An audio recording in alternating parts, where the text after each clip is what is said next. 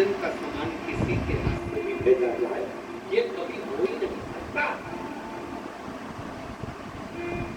मां अंदर रोटी बना रही है, दरवाजे पर मांगने वाला कोई खड़ा है भूखा।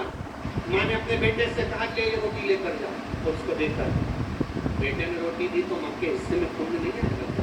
अरे बोलो तो जब मां के हिस्से में पुण्य नहीं आएगा क्या? मां के हिस्से में पुण्य आएगा, क्योंकि रोटी मां ने बनाई है। मां ने कहा बेटा जा रोटी देकर, मां के हिस्से में भी पुण्य है, और जिसने दिया उसके हिस्से में भी पुण्य है।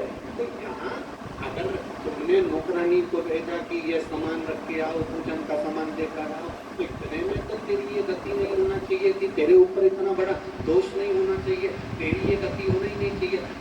तू झूठ बोल रही है कि तूने सामान भेजा तो भगवान नाराज हो गए और मेरे हाथ ऐसे हो गए, मेरा शरीर ऐसा हो गया कि ये हो ही नहीं सकता। तू झूठ बोल रही है, तू झूठ बोल, ये तेरी गति ऐसे नहीं हो सकती। अब रानी ने कहा मैंने तो बस यही करा था, नौकरानी क्या भेजा था? नहीं, तू याद कर कि तूने करा था, तू करी क्या है वो याद कर ले। तब रानी ने कहा कि मैं पलंग पर बैठी थी, नौकरानी से मैंने कहा कि तू ये सामान लेकर जा। इतने में मेरा भोलेनाथ नाराज नहीं हो सकता। भोलेनाथ नाराज तब होता है शिव की निंदा करने वाले को तो भुगतना पड़ता। केवल तू नहीं, शंकर भगवान की निंदा करी थी देवऋषि नारद ने। देवऋषि नारद ने जाकर कहा था भोलेनाथ आप कामदेव को नहीं जीत पाए थे, मैंने कामदेव को जीता है।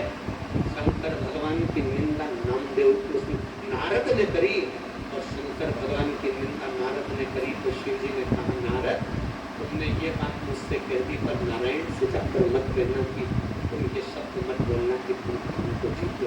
नारद जी ने जाकर भगवान विष्णु से कह दिया नारायण जिस कामदेव को भोलेनाथ नहीं जीत पाए उस कामदेव को मैंने जीता है। शंकर भगवान जिसको नहीं जीत पाए उसको मैंने जीता है।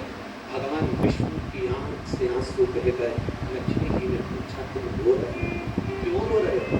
भगवान कहते हैं नारद जी ने निंदा कर दी शंकर जी की, मैंने निंदा सुन ली शंकर जी की, इसलिए ये नारद का सिर तो जाएगा पर मेरा भी सिर कटेगा, ये निश्चित।